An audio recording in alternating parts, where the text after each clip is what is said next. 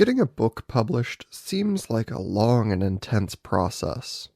But in today's world, we have more options than ever when it comes to publishing your book. So, what is it that you want to write? Welcome to the Just Dumb Enough podcast, a show that acknowledges no one is always an expert by dispelling misconceptions with real experts. I'm your host, as always, Colton Petrie. My guest today is Noah St. John. You may remember Noah from our previous interview where he taught us how to get out of our own way so we could succeed for a change. Now he's back to teach us how we write books, why we need to all be writing one, and how to get published once you're done. With 20 books under his belt and six-figure book deals in the bag, it's no wonder he's got a lot to share. It's even got me all ready to go, despite the numerous other projects I've already got lined up. He also drops this little nugget of wisdom that I think everyone needs to hear. It's hard. I mean, it's hard to get people to leave a review because it takes time and effort. And, people are like busy, and I understand that. But yeah, that is very, very important. I've got nearly 1,000 full-on subscribers and tens of thousands of listeners. But for some reason, I only have about 35 reviews between iTunes and Spotify. Reviews are the only thing that a major platform cares about when deciding if you get more attention or not. So please, if you have access to either of those apps, just leave a quick 5-star review. It would really be a game changer if we could even get to a total of 100. Let's become authors.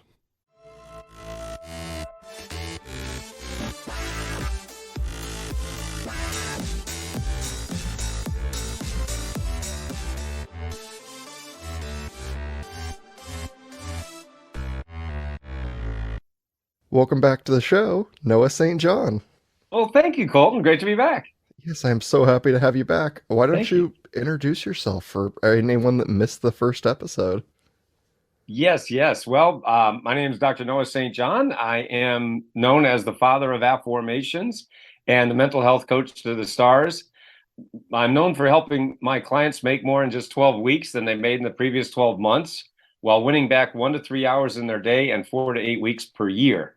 And I know there's a lot of people out there that teach, how to make more money, and that's great. But what I want people to realize is, to me, the second part of that phrase that I just said is just as important, if not even more than the first, because there's lots of people that say, hey, I'll show you how to make more money. Ready? All you do is work 10 times harder, work 10 times longer, don't take breaks, and never see your family, and don't go on vacation, and work all the time. Sound good? And you're like, no, that sucks. What are you talking about, right? So I like to teach how to make more money, absolutely. But I also like to say, wouldn't it be nice to have a life too? So that's really what my teaching, my books, my coaching is all about. Yeah, and that was our whole discussion was like your time is so valuable Yeah. that you have to treat it really importantly. Yes. And since then, you are releasing a new book. Yes, sir. Yeah. It's this is it. It's called The Seven Figure Life: How to Leverage the Four Focus Factors for More Wealth and Happiness. There it is right there. So yeah, everyone listening to the program, you can actually go to sevenfigurelifebook.com. We've got actually hundreds of dollars, over $300 worth of free bonuses when you go to that page, Seven Figure Life, the number seven, sevenfigurelifebook.com, because you're listening to the program now. But yeah, I mean, that's really, this is my 20th book, and really it's my most personal book that I've ever written.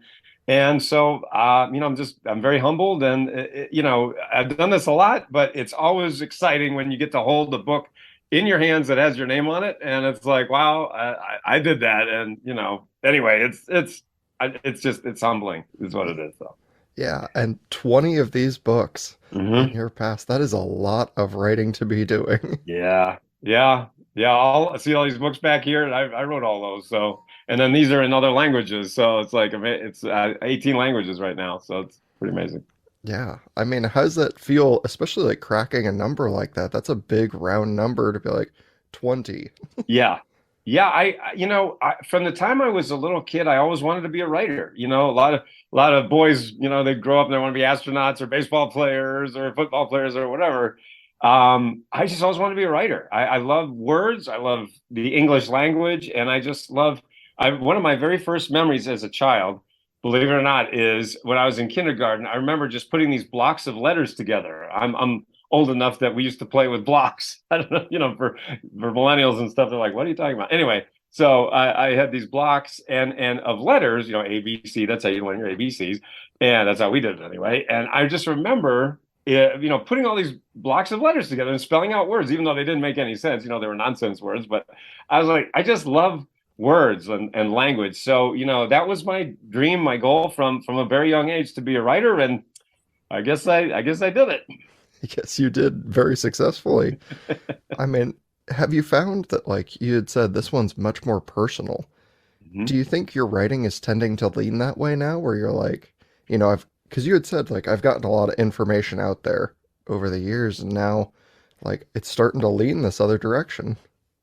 Well, it's funny you asked that because when I started out 25 years ago now, I started my company, successclinic.com, in a 300 square foot basement apartment in Hadley, Massachusetts, with $800 to my name and a book on HTML. So I started from very, very humble beginnings. I mean, I had no money, no marketing experience, no sales, no bookkeeping, accounting. I didn't know anything about running a business. I really just had a dream, and a deep burning desire to make a difference, to help people, to make an impact in the world. And I know everyone listening to this program probably has exactly that same feeling, right? You just want to make a difference, make, as Steve Jobs called it, put a dent in the universe, right?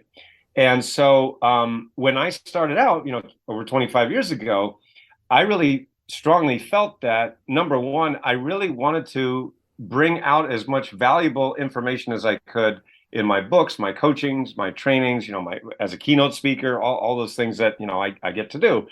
And what I realized is that I am very weird because I don't like it when somebody either in a book or a talk is just getting up there and saying story, story, story.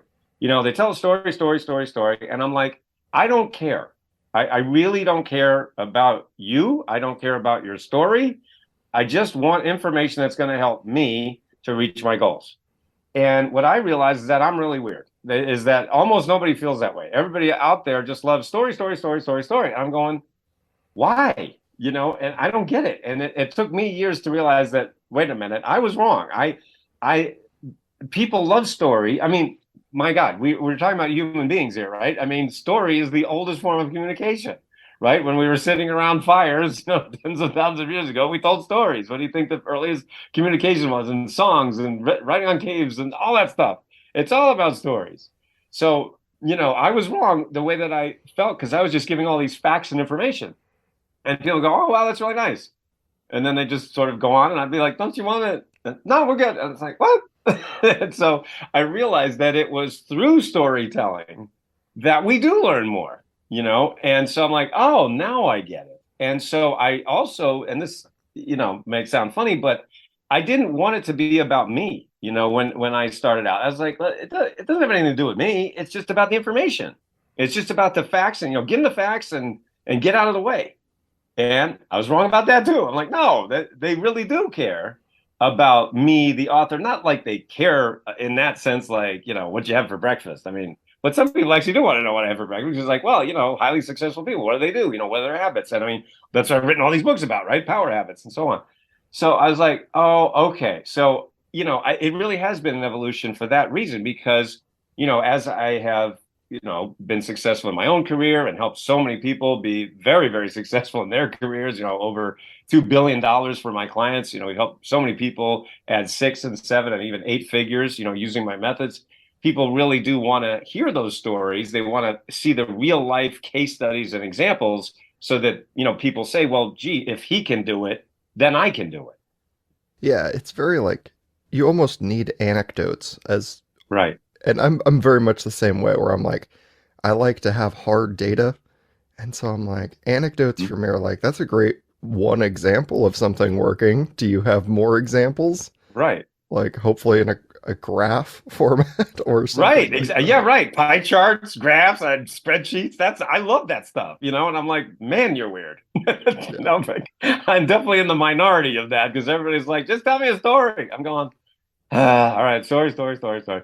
But like I said, I'm definitely, there's probably only like 8% is like me. Like, just show me the chart, show me the data, and get out of here.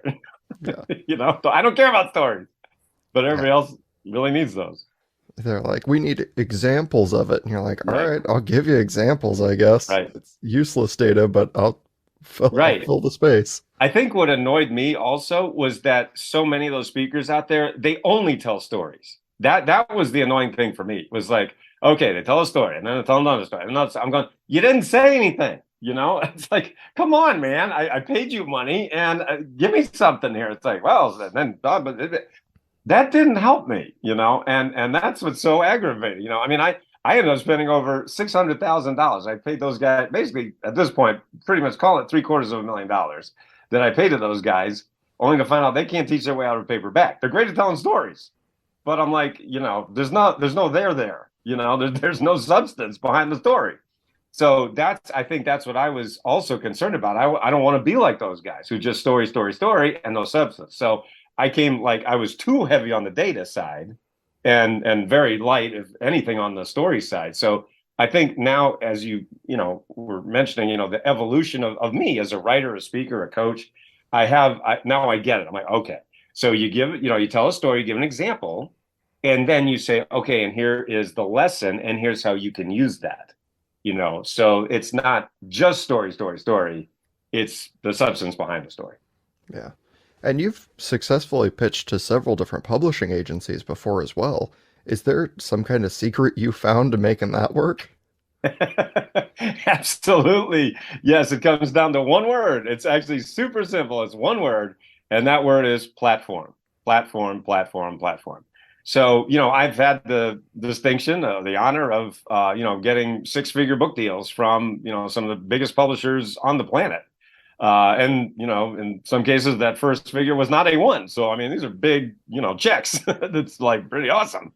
And I've also self-published too. So, you know, I've had I've done everything. And I've also helped my clients get published, you know, from major publishers and also self-published, you know, again, whatever you want. And now, of course, it's so much easier than it was when I started 25 years ago. I mean, I had to go down to the local copy shop and, you know, literally print it by hand on, you know, these 8 by 11 pieces of paper and bind it with a piece of tape. You know, I mean, it was the ugliest book you've ever seen. That was my very first book. But you know, so we've come a long way since then. But yeah, I mean, so going back to the point of the publisher, all they care about is how are you, the author, going to sell books for us, the publisher? And so here's what I always tell my coaching clients. And by the way, we do help people with that. You know, we have what's called a book done for you service where we get your book done. We also have a book funnel done for you service where we build your book funnel. You know, whether you want to sell it yourself or you know print it yourself, the publishing on demand, or if you want to go through a traditional publisher. So we do it all. But my point is that when the publisher is asking about your platform, what they're really saying is, okay, so there's two ways to do publishing pretty much at this point now on the earth. The first is you go to a traditional publisher, right? That's you go to the HarperCollins, the Simon and Schuster's, people like that, which I've been fortunate enough to do that. And so what happens when you go to a traditional publisher is you, the author, does all the work and they keep most of the money. And you're like, well, what? Why would you do that, right? It's because when you're a self-publisher, you do all the work and you keep all the money. When you go to a traditional publisher, you do all the work and they keep most of the money. And you're like, what? That doesn't make any sense. Why? And the answer is because of another one word in publishing, which is distribution. All right. So as a self-publisher, I'm going to say it's very, very hard and expensive to get into the traditional bookstores. Now, of course, everybody can be on Amazon. I mean, in an hour. I mean, you could do that very quickly and easily, and that's no big deal anymore. But if you want to get that book that you published into, say Books a Million or a Barnes and Noble store, or and this is even more important, really, going around the world, in different languages. As I mentioned, my books are translated in 18 languages at this point. And, I actually didn't do any of that. That was all through my publishers, because they have teams of salespeople literally all around the world that are saying, hey, you want to publish Noah's book in Korean or Hungarian or Chinese or Japanese or French or Portuguese. I mean, all those languages that I'm in, so me as the author, I didn't have to do any of that. I just, got a check in the mail like, ooh, wow, look at that, another language.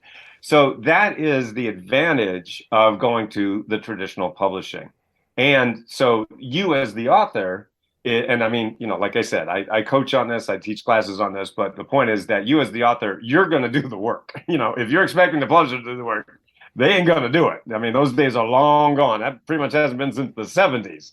So you can forget that. And you got to do all the work. And yes, they keep most of the money, but because now you have also, remember, you would have the cachet of saying, hey, I've been published by HarperCollins, Simon and Schuster, whatever it might be. So there's a lot to be said, but it really depends on your goals as the author, the expert. Yeah, and there's a lot to like, yeah, you have the major distribution if you go through these major Yep. publishers. Yep. If you self-publish, there is a much different kind of measure of success, right? Because you're trying to get into a way different category. You're Mm-hmm. like, I am not immediately selling, 50,000 books or whatever the first order is. Is there like a goal that you usually tell people, like, okay, you're a first-time publisher, this is what you should aim for? Well, according to some statistics, and 87% of all statistics are made up on the spot. But anyway, the statistics that I've seen is that 90% of books never sell more than 500 copies total, in their lifetime. And that sounds about right. I mean, again, give or take, whatever. But yeah, most books, because writing a book is not enough. Just like I was saying earlier, giving facts is not enough, and even telling stories is not enough. You have to do all of these things. There's a heck of a lot to it, and that's what, one of the things that we help people with. But the point is that you if you sell over 500 copies, you're basically in the top 10% of all authors on the planet, basically. But the fact is, you've got to have a process, a method, a formula, system in order to do that. Because again, whatever the numbers are, 500,000 books published every year now. A million, I don't know the number, but it's a staggering, enormous number. And if you just say, "Hey, I published a book," everybody's like, "Who cares?" I don't care. What's it going to do for me, and why the heck should I buy it? And me, of course, I'm one of the OGs at this point. I've been around for over 25 years now, so I have a long track record. I have a platform, so I can kind of do what I want in that sense. But still, I still have to do the work. I mean, I was listening to an interview with John Grisham, and he said, it's a heck of a lot easier to write books and sell them. I'm like, see, John Grisham said that too. If John Grisham is saying it, then he's a good guy to listen to, a smart guy. Yeah, for sure. So, when you set that kind of benchmark, I have to imagine, like, I haven't written and published anything, so I'm not in that category, but if I was like, oh, I sold 500 books, there would still be something in me, and maybe this goes back to like our head trash conversation in the first one, where it's Mm. like, oh, I've only sold 500 books. Well, let me give you an example. So I'm working with a client right now and I mentioned earlier, a book done for you and book funnel done for you. So he hired me to do both, right? So he says, "Hey Noah, I want you to create my book for me, and I want you to build the funnel for me." So I have a team that does that. So I don't do it all by myself, but he's getting 25 years of experience, and he literally has said to me many times, and he's an MD, a professional doctor. And in fact, that's the book is about anti-aging. And so, he said, so I give him advice, and I always say to him and all my clients, I say, look, this is your baby, this is your business. So just because I did something or I tell you to do something, listen, it's your choice, it's your thing. And he says to me every single time I say that, he said, Noah, I'm going to listen to you. You've done this a heck of a lot more than I have. I mean, it's my first book, so I said, of course you've done it more than me. He said, listen, whatever you tell me to do, I'll do it. So I'm like, great, that's the kind of client we love to work with, right? And so, but the point is, I said to him, and as I say to all my, coaching clients, I say, listen, you're not really going to make money from the book, but you're going to make money because of the book.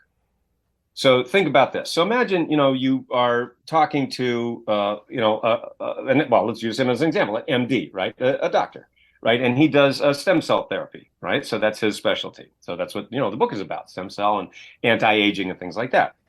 And so I said, imagine you have Dr. A who does stem cell therapy, and he's written a book, and Dr. B who does the same exact thing but has not written a book. Which one are you going to go to? I mean, 99 times out of 100, you're going to go to the person that wrote the book, right? So, I've written 20 books as number 20. So I'm a coach. How many coaches are there out there? 10 million, billion, cajillion, right? How many of them have written 20 books? Not that many, I mean, I don't know what the number, 5, 10, I mean, whatever that number is, it's pretty darn small, right? So I didn't know any of this when I started 25 years ago. I just wanted to write books because like I said earlier, I love words. I love writing. I mean, I would have written books anyway, but I'm like, I'm glad I did that because that was pretty good. Actually, that worked out pretty well, because if you don't, people ask me all the time, well, Noah, are you saying I have to write a book? I'm like, you don't have to do anything, right? You can do whatever the heck you want to do. But should you write a book? The answer is yeah, but only if you want to make money. Only if you want to position yourself as above the rest of the crowd.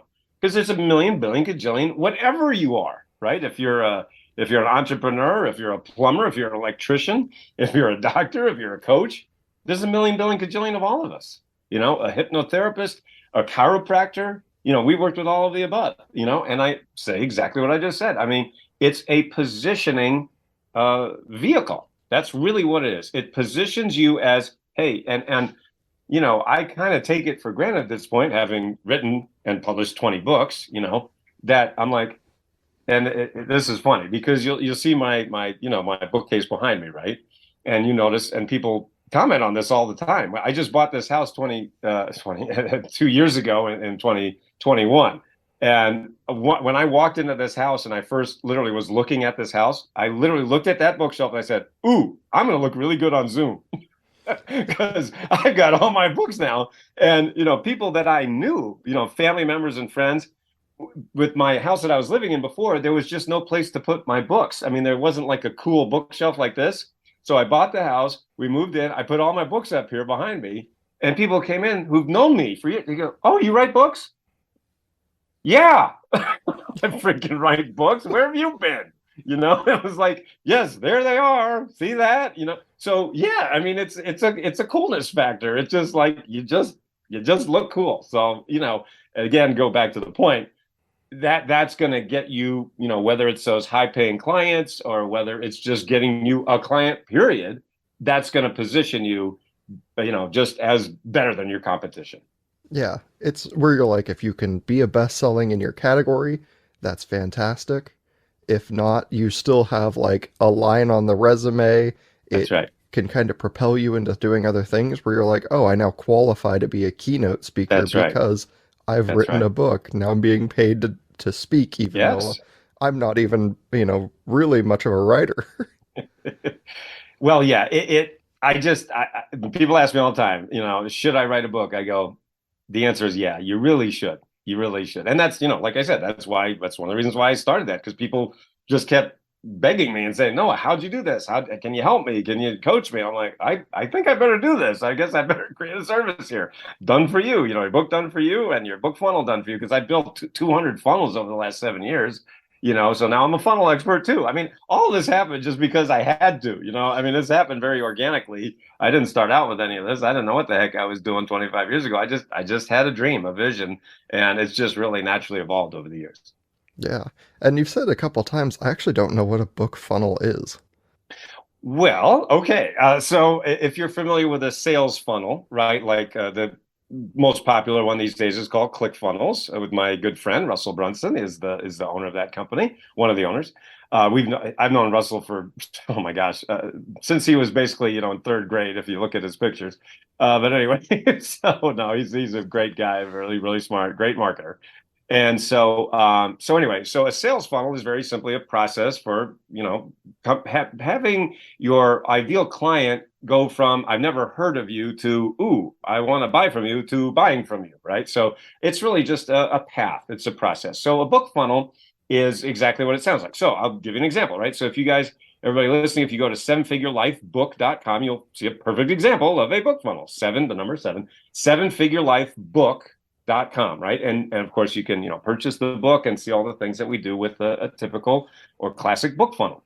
So basically, you want to in a classic book funnel, you would say, "Hey, here's my book," and you put different, you can have a video on there with which you'll see there for Seven Figure Life. I hired a really great editor and created a script, and it looks really awesome. It's just a great great video. It's also on YouTube. You can just search for Seven Figure Life. But anyway, so and then you say, "Hey, here's where you can get the book," and you put in your information. And then what's nice is, and this is really something you want to do, is you also offer different upsells or bonuses. They're often called OTO, which stands for one-time offer, right? So as an example, when you go to sevenfigurelifebook.com, one of the OTOs or one-time offers that you will see is a program that we have called Get Unstuck Now. So many years ago, people, well, over the last 20 plus years, the number one complaint that I get is, hey, Noah, can you help me get unstuck? Hey, Noah, can you help me get unstuck? Even whether you're making 50,000 a year, 500,000 a year, or 5 million a year, I've helped people get unstuck from whatever level you're at, right? And believe it or not, even people at 5 million sometimes feel stuck. I know that sounds weird, but it's true. Anyway, so I created this program called Get Unstuck Now. Now that program normally sells for $799. All right. So if you go to our website and go to trygetunstucknow.com, you'll see it's $799. Well, when you get the book and you're in the book funnel, you can actually get that course for just $297. So you're saving like, 60% or whatever that number is, right? And so the point is to help people to say, number one, I'm getting your new book, but I'm also going to get what I want faster. So because, of course, with a book, you have to have it shipped unless it's digital, of course. But, most people are buying the physical book, right? And so, it takes 2 days, 3 days for it, whatever it might be, right? So it's like, well, gee, I want that result now, says your customer. Well, here's something that you can get right now to accelerate your results. Okay, so that's a simple example. Does that make sense what I'm saying about a typical funnel or a classic funnel that would work? Yeah, it makes sense. I was just like, I don't know what this funnel is. Is this a site? Is this a format? Is this like, Yeah. oh, now I know. Yeah. Yeah. And so what I always tell my clients is very important. And this is a very, very important point. So we've all, I'm sure, been annoyed by marketers who do the old bait and switch, right? We hate the bait and switch, and we should hate the bait and switch. The bait and switch is done by, how can I say this nicely? Lying sociopaths. Okay, so we want to avoid that. Okay, so those lying sociopaths out there, what they do is they say, okay, now you just bought this thing, but in order to make that thing work, you got to buy this thing.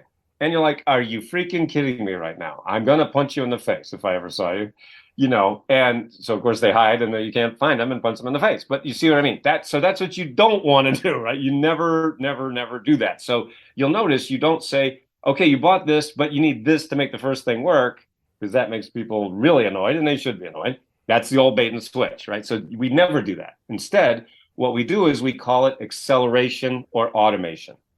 All right. So people will pay for speed and automation, right? So if you think about anything that you want, whether it's, I want to make more money, I want to grow my business, I want to scale my business, I want to, write books like you do, Noah, I want to create online courses like you, I want to be a coach like you, whatever it is, right? Whatever your goal might be, or I want to lose weight, I want to find love, I want to, have a happier marriage. Again, it could be anything, not just money. It could be health, wealth, relationships, whatever, right?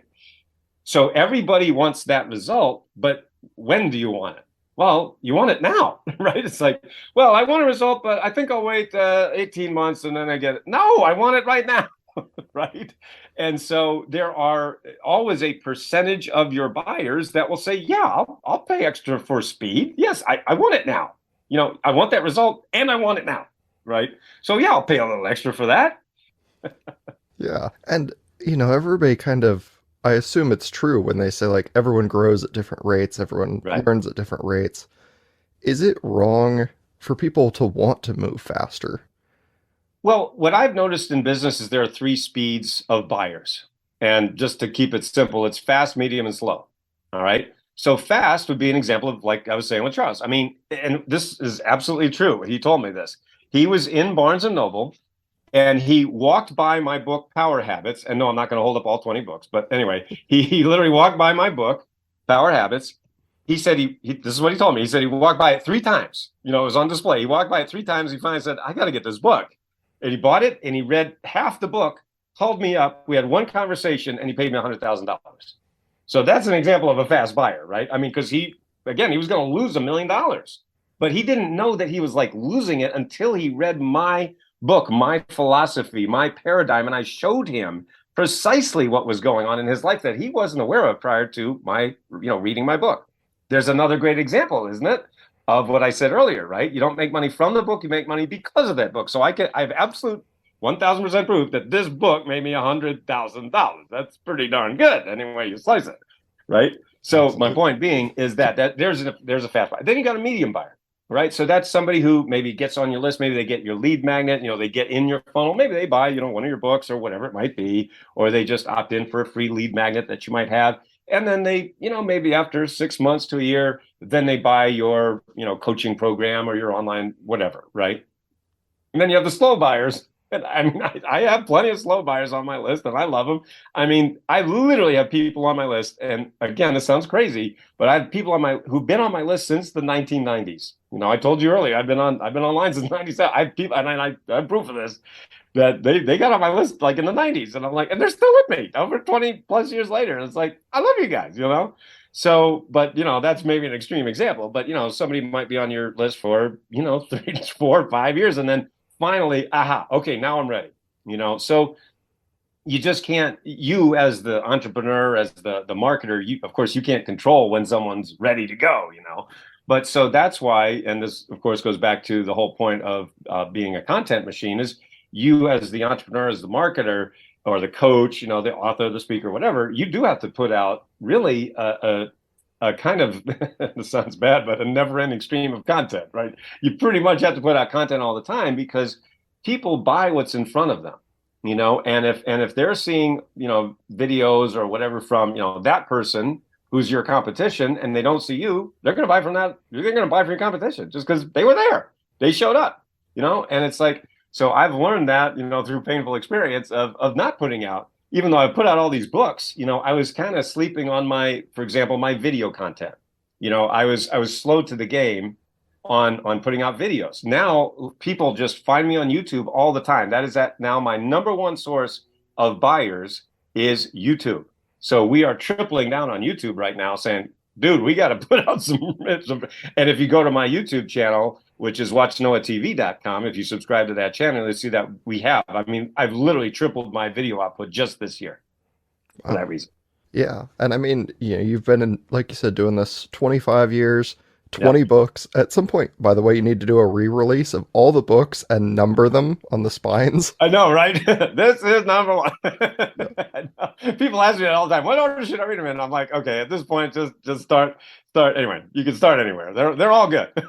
Yeah, you like I pick. actually had one. I did have one of my longtime readers read this book. Was one of my early advanced readers, and she said that it's her favorite book of mine, and she's read I don't know how many of them, maybe not all of them, but she absolutely loved it. That was really nice. I mean, that's somebody who I coached. Literally, I coached her 10 years ago, and she's still now a dear friend and a coaching client. But it's nice anyway. It's nice to get those reviews, isn't it? Yeah, of course. And, speaking on reviews, like both with this book and with every other book, if people are picking up these books and they pick them up through, online retailers like Amazon, Mhm. I always double down on the importance of leaving good reviews. Yes. Like I didn't know until I started talking to people like yourself who are publishing that they're like the purchases actually don't matter. You could be the best-selling author and not have reviews and you won't be listed. They're like It's it's very true. impossible to find your book because like Yep. oh, there's no reviews, nobody Yep. cares. Yep.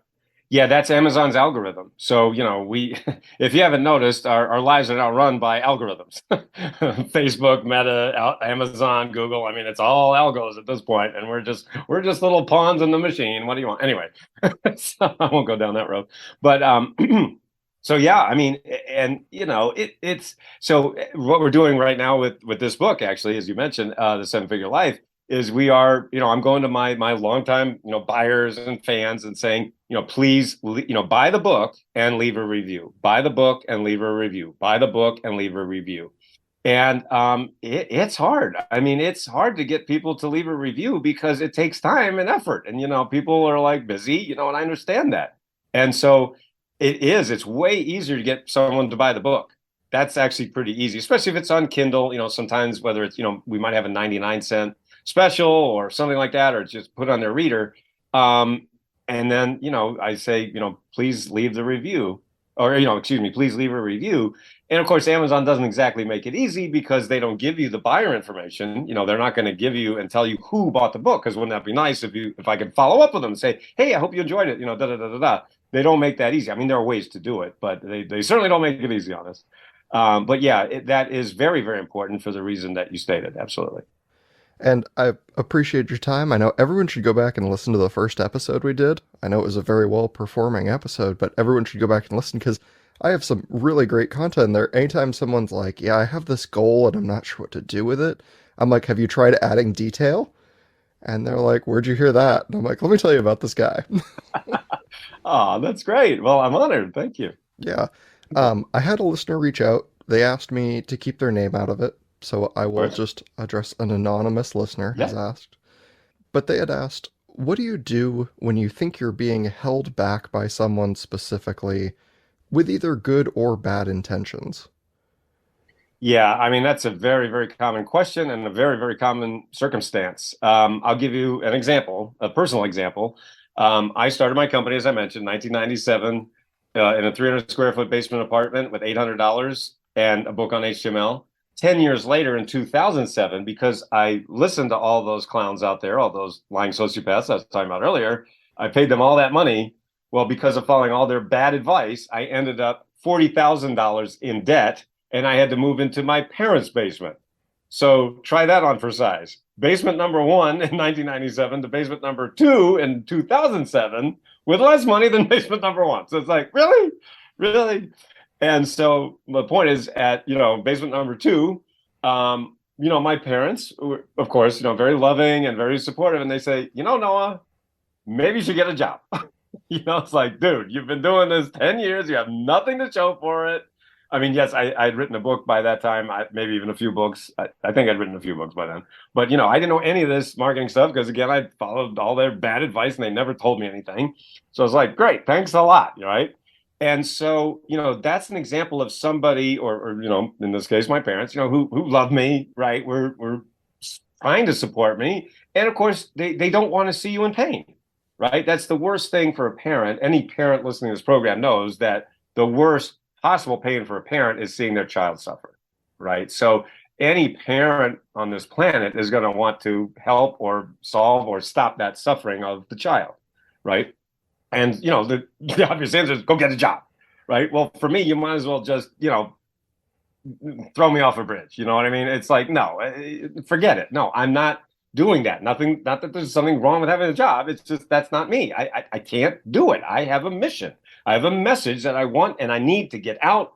And it's, stronger than anything that I felt. And so fortunately, what I did was I actually hired my first real business coach in 2007, early 2007. And I was able to make enough money because he was the first person to actually teach me something. Hello. And helped me. And I was able to make enough money to, number one, pay off all my debts. So I became 100% debt free, which I still to this day, thank goodness. And, move out of my parents' basement. And literally in less than 12 weeks, I was able to actually meet and, the woman who would actually become my beautiful wife. And we're celebrating our 12th wedding anniversary this year. So anyway, that's an example of listening to, your intuition, your gut, which frequently goes against your head, right? Your head says, "Oh, I can't do it," and it may also go against those people who love you, and do want the best for you. So it's tough. That is one reason that one of the power habits is to make sure you have your people system, right? That's one of the power habits that I teach. Both in I have a program called the 12-week Breakthrough, where I help you make more in 12 weeks than you did in the last 12 months. You can learn about that on our website, but basically that's one of the systems and habits that's really important. You have to install your people system, which sometimes means, your family or sometimes your friends, they may not be the people that are going to support you as you go up the ladder of success. So those are all very, very, very personal things and very important decisions that we all have to make. Yeah. Just having a bit of tenacity to say, like, this is something I want, Yeah. and I'm not going to let, somebody saying no get in my way. Yeah. And remember, many times that's from a place of love. So they're not necessarily trying to be mean. I mean, some people are mean, but even those people that love you, they don't want to see you in pain. And I mean, 10 years of pain was for me. So that's a long time to go after a goal and have nothing. So again, for those of you listening, if you're going through a tough time, believe me, I know, and I was able to get out, and now I'm able to coach people out of that situations like that. Well, thank you so much for this. It's been great. I loved having you back on here. I'm hoping everybody goes, finds the new book, finds one of the books. Like I said, there's 20 of them out there. You got a good plethora to choose from, I'm sure. So, Yes. go and find something. And I will be sure to put all of those links in the show notes as well. Well, thank you, Colton. It's always a pleasure to talk with you. Yeah, it was great seeing you. Do you feel more educated after listening to this episode of the Just Dumb Enough podcast? If you enjoyed the episode, please take a brief moment to rate the show 5 stars on iTunes, Spotify, or Audible.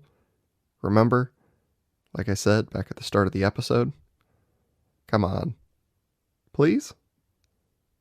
If you really like what I'm doing, remember to subscribe for more episodes every week and check out the over 100 episode backlog.